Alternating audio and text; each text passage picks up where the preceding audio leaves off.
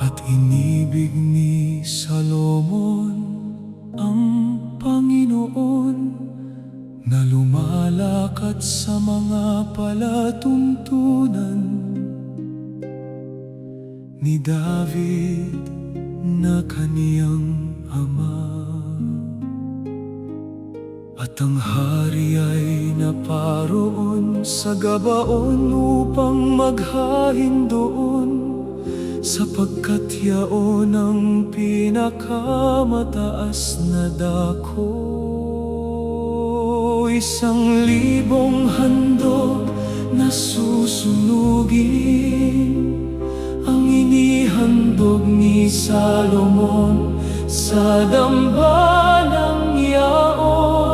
Sa Gabaon ay napakita ang Panginoon kay Salomon sa panaginip sa gabi. At sinabi ng Diyos, hingin mo kung ano ang ibibigay ko sa iyo.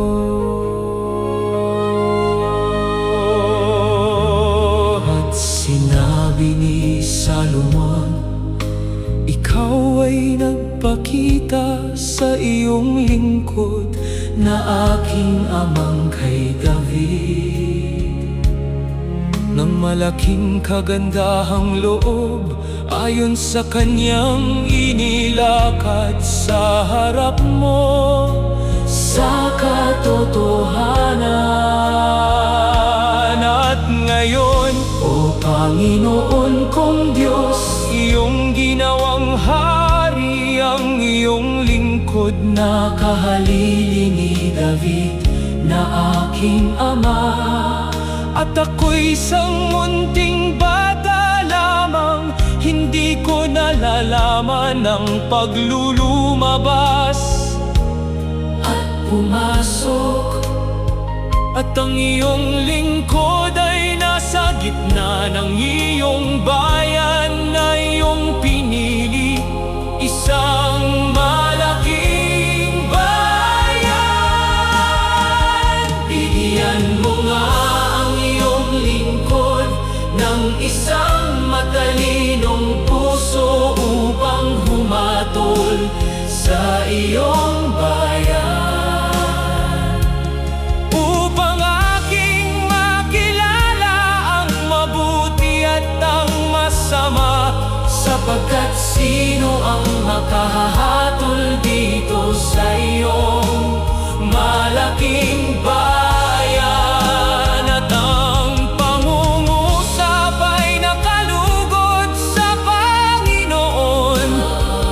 Hiningi ni Salomon ang bagay na ito.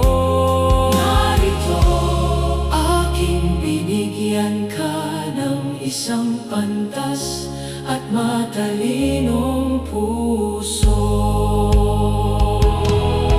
At sinabi ng Diyos sa kanya, sapagkat iyong hiningi ang bagay na ito, hindi mo hiningi sa iyo ang mahabang buhay, o hiningi mo man sa iyo ang mga kayamanan, kundi hiningi mo sa iyo'y katalinuhan upang kumilala ng kahatulan. Narito aking ginawa ayon sa iyong salita, at akin namang ibinigay sa'yo ang hindi mo hinihingi, ang kayamanan at gayon din ang karangalan.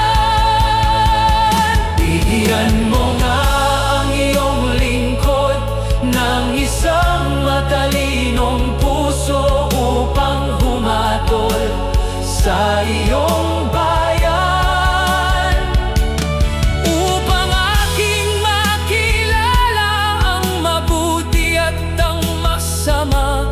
sapagkat sino ang makahahatol dito sa iyong malaking bayan? At ang pangungusap ay nakalugod sa Panginoon, na hiningi ni Salomon ang bagay na ito.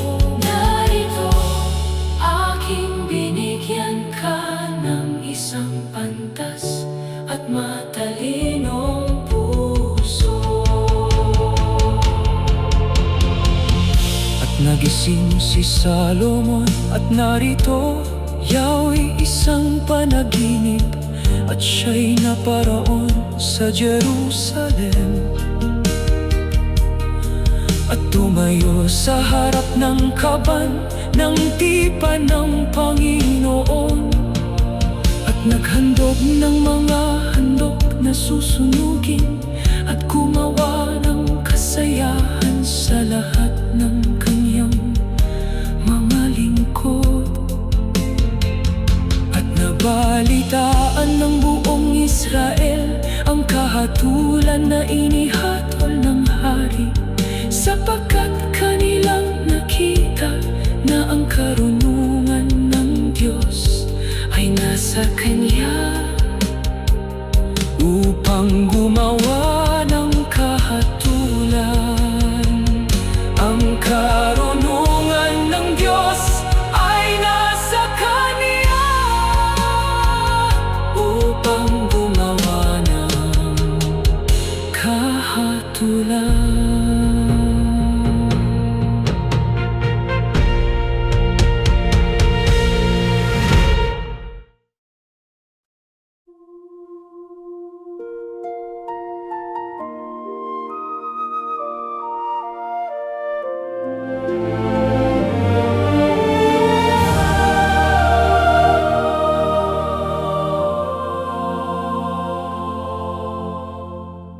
At ipinasok ng mga saserdote ang kaban ng tipan ng Panginoon sa karoroonan, sa loob ng sanggunian ng bahay, sa kabanal-banalang dako, sa ilalim ng mga pakpak ng mga kerubin. At nangyari nang ang mga saserdote ay magsilabas sa dakong banal, na napuno ng ulap ang bahay ng Panginoon, sapagkat napuno ng kaluwalhatian ng Panginoon. ang bahay ng Panginoon. Nang magkagayoy nagsalita si Salomon, Ang Panginooy nagsabi na siya'y tatahan sa salimuot na kadiliman.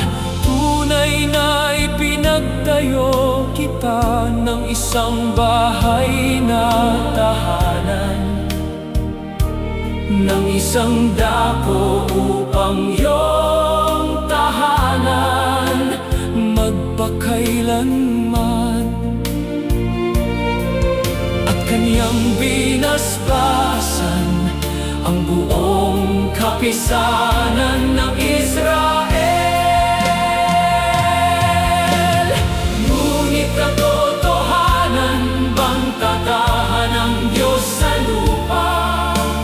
Narito sa langit at sa langit Ng mga langit ay hindi ka magkasiya. Gaano pa sa bahay na ito na aking itinayo? gayon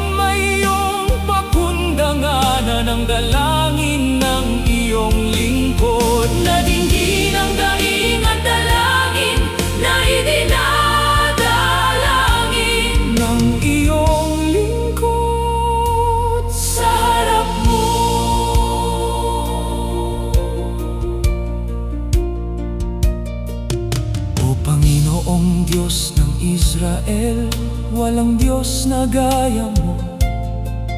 Sa langit sa itaas o sa lupa sa ibaba, na siyang nag-iingat ng tipan at ng kaawaan sa iyong mga lingkod, na lumalakad sa harap mo ng kanilang buong puso, at tingin mo sa langit na iyong tahanang dako. At pagka iyong narinig, patawarin mo. Ngunit katotohanan ang tatahan ng Diyos sa lupa. Narito sa langit at sa langit, Ng mga langit ay hindi ka magkasiya.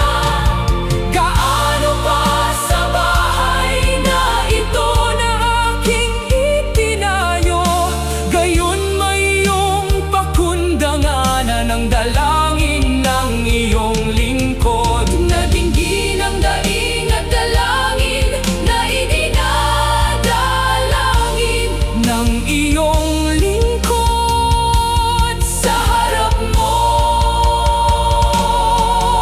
at pinasbasan niya ang buong kapisanan ng Israel ng malakas na tinig na sinasabi, purihin ang Panginoon na nagbigay kapahingahan sa kanyang bayang Israel, ayon sa lahat na kanyang ipinangako. Walang nagkulang na isang salita sa lahat niyang mabuting pangako. Sumaatin nawa ang Panginoon nating Diyos, huwag niya tayong iwan o pabayaan man. Napuno ng kaluwalhatian ng Panginoon Ang bahay ng Panginoon.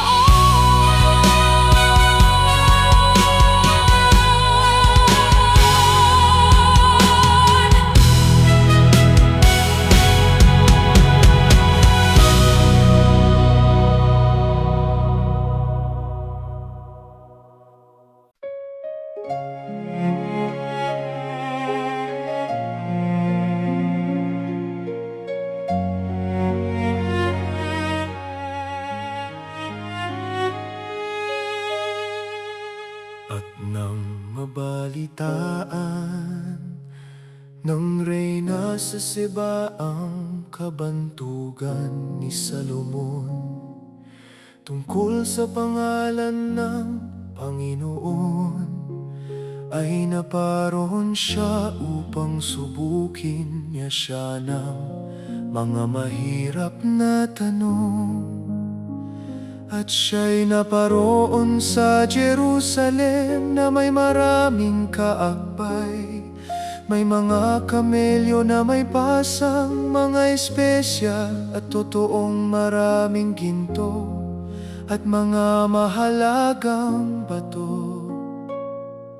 At kanyang inihinga sa kanya ang lahat na laman ng kanyang dibdib. At isinaysay ni Salomon sa kanya ang lahat ng kanyang mga tanong. Walang bagay na lihim sa hari na hindi niya isinaysay sa kanya. At nang makita ng reyna sa Seba ang buong karunungan ni Salomon at ang bahay na kanyang itinayo, ay nawalan siya ng diwa. Purihin ang Panginoon mong Diyos na nalulugod sa iyo upang ilagay ka sa luklukan ng Israel, sapagkat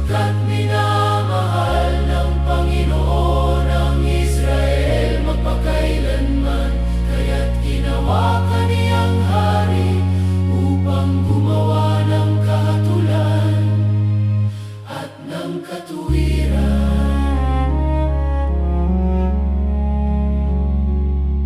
At sinabi niya sa hari, tunay na balita ang aking narinig sa aking sariling lupain. Tungkol sa iyong mga gawa at sa iyong karunungan, gayon may hindi ko pinaniwalaan ang mga salita hanggang sa ako'y dumating. At nakita ng aking mga mata at narito, ang kalahati ay hindi nasaysay sa akin. Ang iyong karunungan at pagkaginhawa ay higit kaysa kabantugan na aking narinig. Purihin ang Panginoon mong Diyos na nalulugod sa iyo, upang ilagay ka sa luklukan ng Israel, sapagkat minamahal ng Panginoon ang Israel magpakailanman. Kaya't ginawa ka niyang hari upang gumawa ng kahatulan at ng katuwiran. At hinanap ng buong lupa ang harapan ni Salomon upang makinig ng kaniyang karunungan na inilagay ng Diyos sa kaniyang puso. At ginawa ng hari na mga haligi ang mga kahoy na almog sa bahay ng Panginoon, at ginawa ring mga alpa at mga salteryo sa mga awit. Sa gayoy ang Haring Salomon ay humigit sa lahat ng mga hari sa lupa sa karunungan. Minamahal ng Panginoon ng Israel magpakailanman.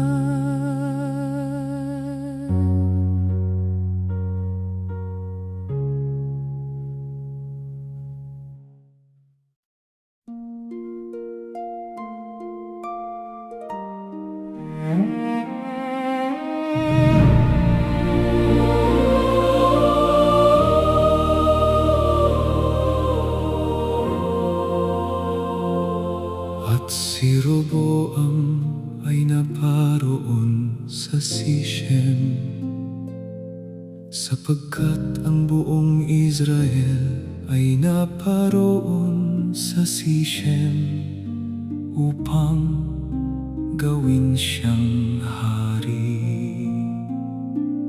At nagsipagsalita kay Roboam na sinasabi, pinabigat ng iyong ama ang atang sa amin. Ngayon ay pagaanin mo ang mabigat na paglilingkod, at kami ay maglilingkod sa iyo. At ang Haring Roboam ay kumuhang payo sa mga matanda na sinasabi, anong payo ang ibinibigay ninyo sa akin upang magbalik ng sagot sa bayang ito?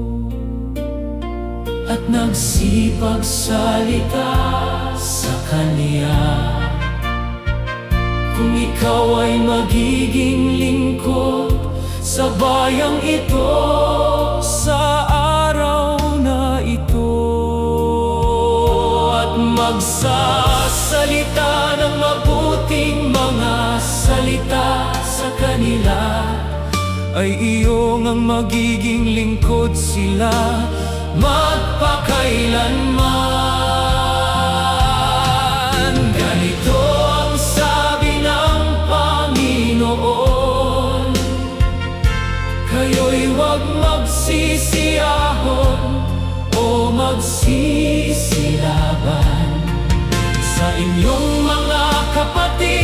mga anak ni Israel.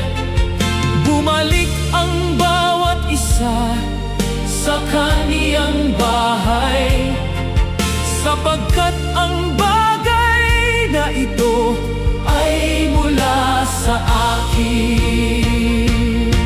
Sa gayo'y kanilang dininig ang salita ng Panginoon, at sila'y nagsibalik ayon sa salita ng Panginoon.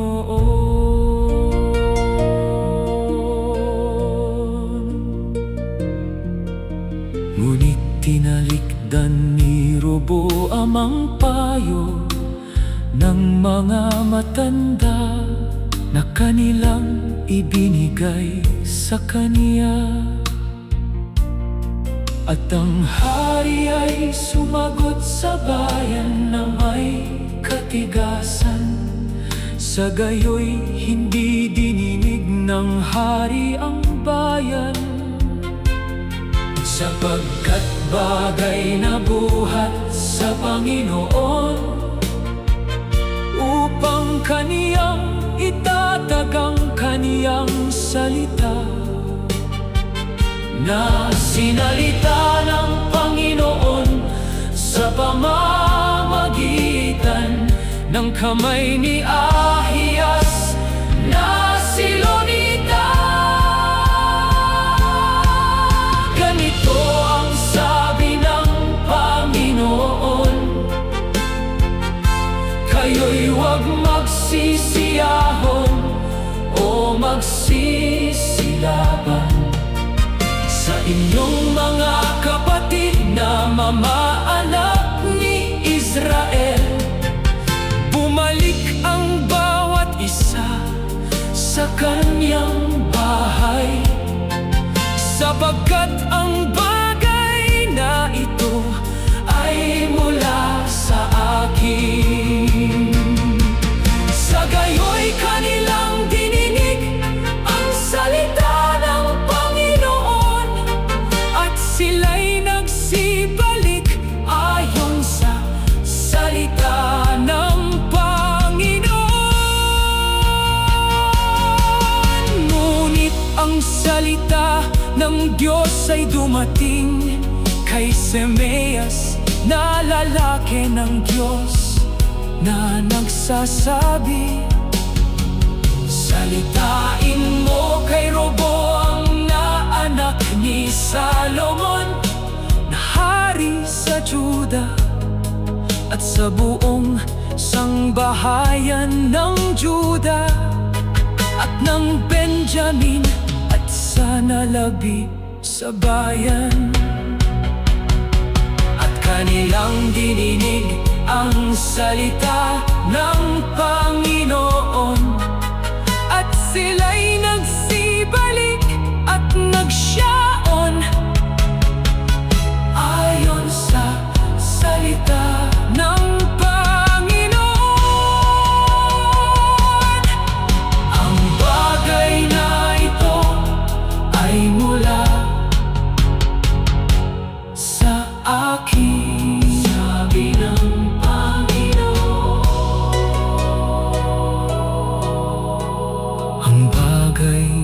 ito ay mula sa akin, sabi ng Panginoon.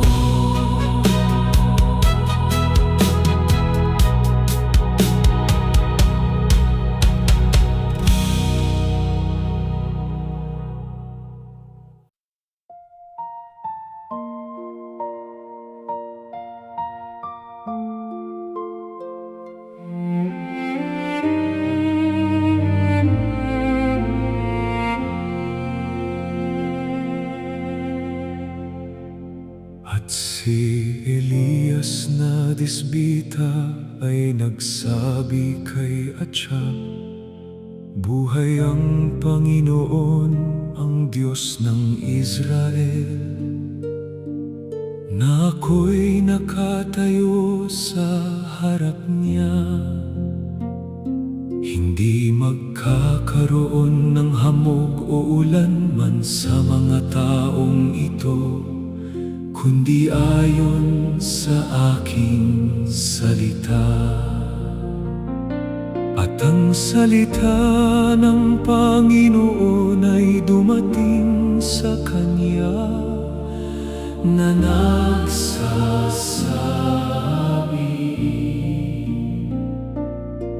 magkubli ka sa tabi ng Batis Cherit na nasa tapat ng Jordan. At aking iniutos sa mga uwak na pakanin ka roon. Sa gayoy naparoon siya at ginawa ang ayon sa salita ng Panginoon. At dinadalhan siya ng tinapay at laman ng mga uwak sa umaga, at tinapay at laman sa hapon.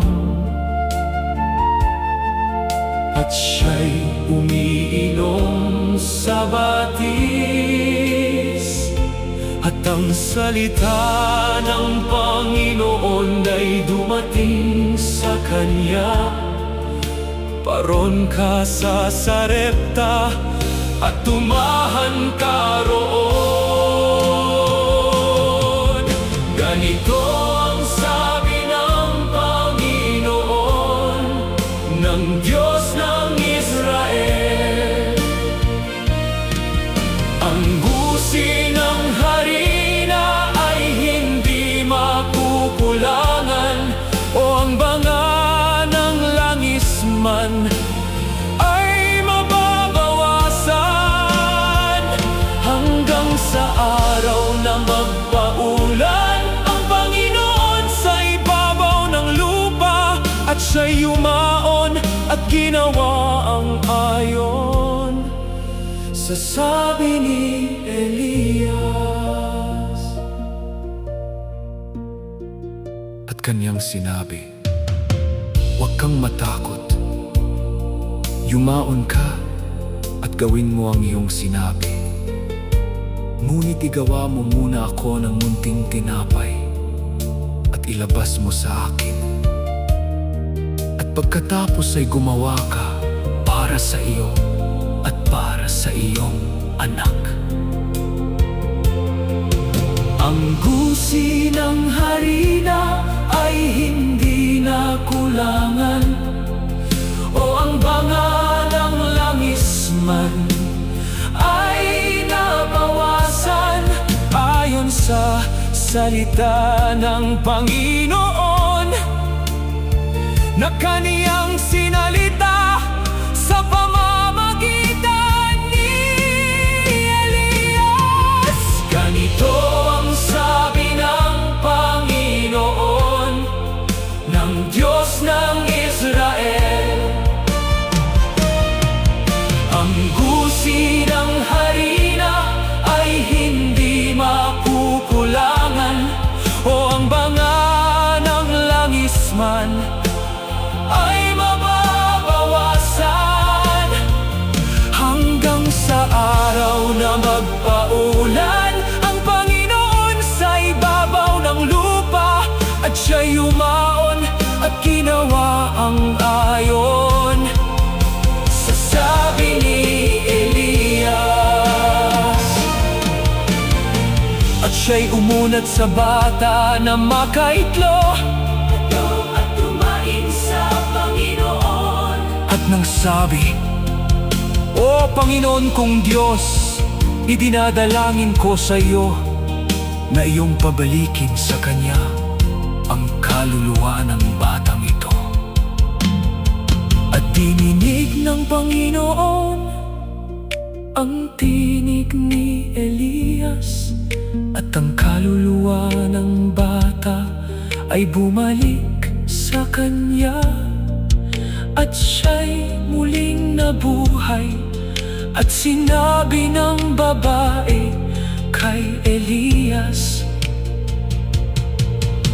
ngayoy talastas ko na ikaw ay lalaki ng Diyos, at ang salita ng Panginoon sa iyong bibig ay katotohanan. Ang salita ng Panginoon sa iyong bibig ay katotohanan.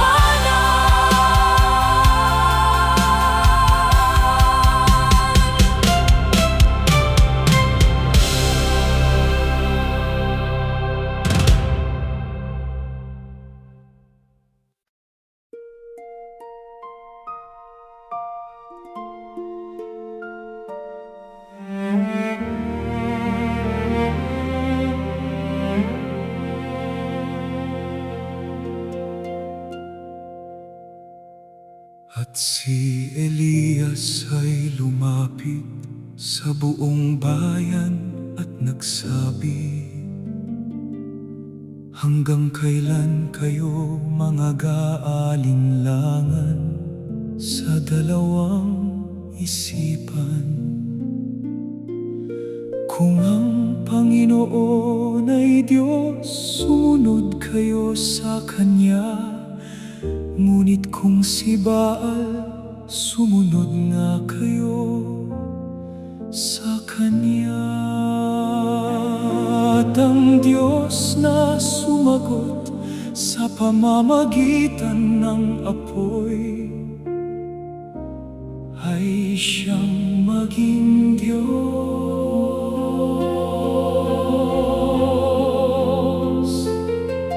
At kumuha si Elias ng 12 bato, ayon sa bilang ng mga lipi ng mga anak ni Jacob, at itinayo ang dambana sa pangalan ng Panginoon, at kaniyang sinabi,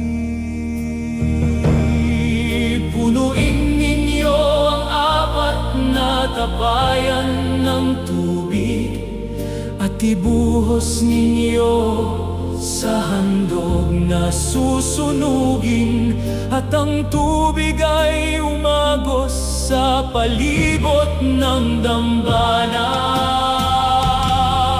At nang magkagayoy, ang apoy ng Panginoon ay nalaglag at sinupok ang handog na susunugin, at ang kahoy at ang mga bato at ang alabok. At nang makita ng buong bayan, sila'y nagpatira pa at kanilang sinabi, ang Panginoon ay siyang Diyos, ang Panginoon ay siyang Diyos. Dinggin mo ako, O Panginoon, upang matalastas ng bayang ito, na ikaw na Panginoon ay Diyos.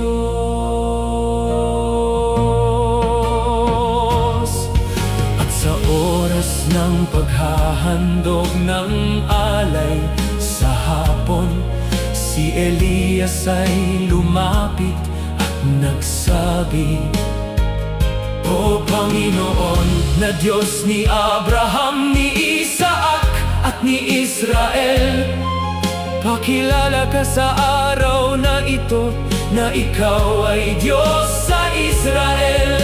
At ako ang iyong lingkod at aking ginawa ang lahat na bagay na ito sa iyong salita. Dinggin mo ako, O Panginoon, at iyong pinapanumbalik ang kanilang puso. At nang magkagayoy, ang apoy ng Panginoon ay nalaglag at sinupok ang handog na susunugin, at ang kahoy at ang mga bato at ang alabok.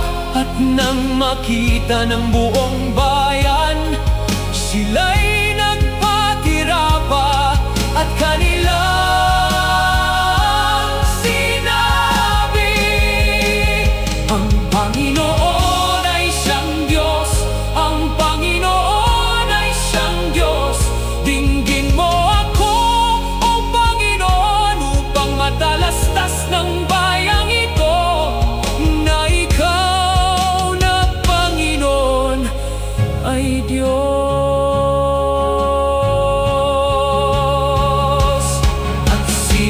Sinabi ni Elias kay Achab, ikaw ay umahong, kumain ka at uminom ka, sapagkat may hugong ng kasaganaan ng ulan. At si Elias ay umahon sa taluktok ng Karmelo, at siya'y umukod sa lupa. At nangyari sa ikapito na may bumangong isang ulap sa dagat, na kasing liit ng kamay ng isang lalaki, at nagkaroon ng malakas na ulan. Ang Panginoon ay siyang Diyos.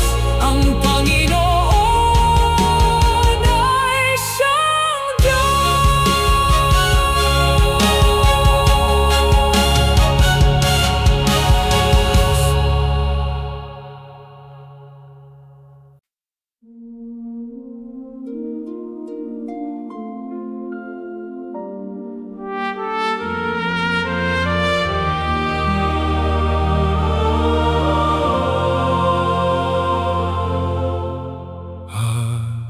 Sinabi ni Josaphat sa hari sa Israel, sumangguni ka, isinasamo ko sa iyo sa salita ng Panginoon ngayon. Ngunit sinabi ni Josaphat, wala ba ritong ibang propeta ng Panginoon upang makapag-usisa tayo sa Kanya? At sinabi ng hari, may isa pang lalaki, si Micheas na anak ni Imla.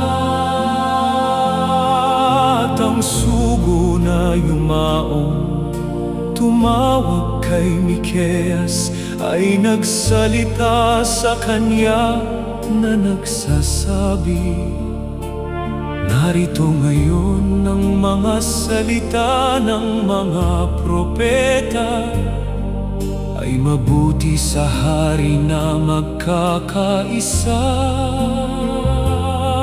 Isinasamo ko sa iyo na ang iyong bibig ay maging gaya ng isa sa kanila,